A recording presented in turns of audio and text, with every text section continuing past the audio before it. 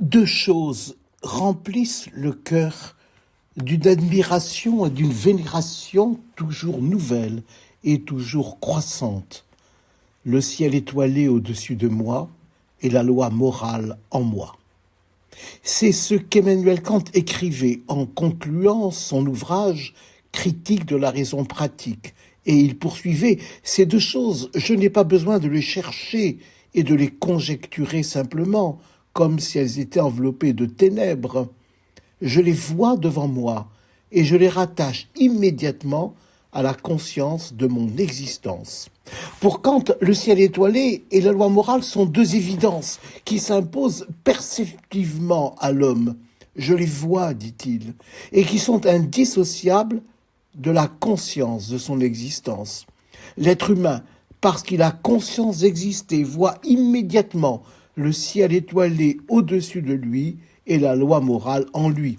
Cette prise de conscience n'est pas indifférente, bien au contraire, elle remplit le cœur d'admiration et de vénération qui, contrairement aux illusions, croissent et demeurent sans cesse neuves dès lors que l'être humain en fait l'objet de sa pensée. La perception du ciel étoilé connecte sensoriellement l'homme qui occupe un fragment d'espace, à l'espace immense, où les mondes s'ajoutent aux mondes et les systèmes aux systèmes. Cette multitude innombrable de mondes réduit l'homme, selon Kant, à la prise de conscience de ce qu'il est, une créature animale, vouée à la finitude, et qui, à sa mort, ne sera que matière rendue à la terre. Mais pour Kant, alors que la connexion avec l'espace immense est contingente, par contre, la loi morale perçue au-dedans de l'homme le connecte de manière universelle et nécessaire à tout le monde visible. Grâce à la loi morale, la valeur de l'homme est élevée et il peut ainsi, avec son intelligence et sa personnalité, manifester sa capacité à vivre de manière indépendante de l'animalité et faire ainsi de l'existence une fin en soi, inséparable du devoir. Mais pour Kant, l'admiration et le respect ne suffisent pas. Il faut y ajouter la recherche, sous-tendue par l'exercice de la raison. Ainsi, l'être humain a-t-il pu parvenir à une connaissance claire et immuable des systèmes du monde.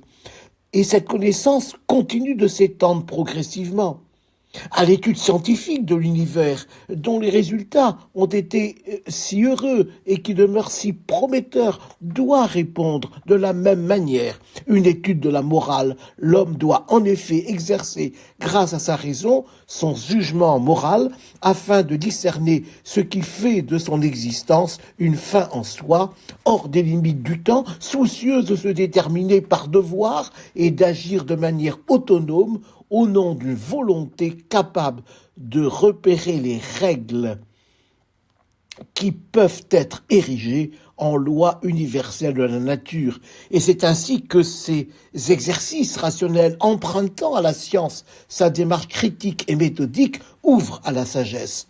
Dans ce même ouvrage, Kant avait en effet expliqué que si la loi morale implique une coercition à l'égard de nos penchants, elle procède de la conscience d'une libre soumission de la volonté exercée par notre propre raison.